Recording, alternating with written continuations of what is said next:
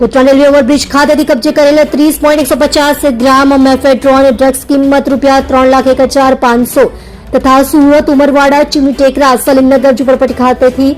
198.760 ગ્રામ mephedrone drugs કિંમત ₹19,87,600 ના બે અલગ અલગ ગુનાઓમાં છેલ્લા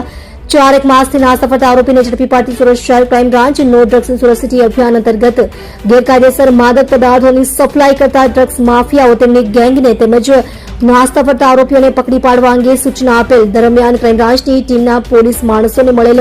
બાતમી હકીકતના આધારે અમરોલી ઉત્તરાયણ રેલવે ઓવરબ્રિજની નીચે આવેલ ગરનાળા પાસે આવેલ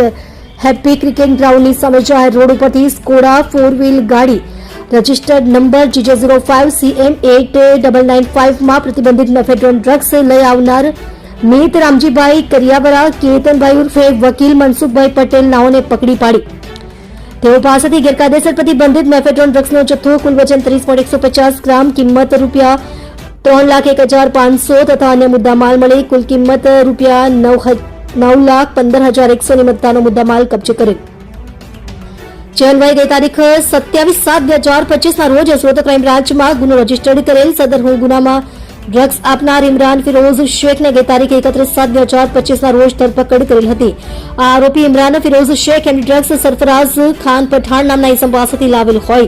જેથી તેને વોન્ટેડ જાહેર કરેલ અને સરફરાઝ ખાન પઠાણ પોતાની ધરપકડ ટાળવા સારું નાસ્તો ફટકો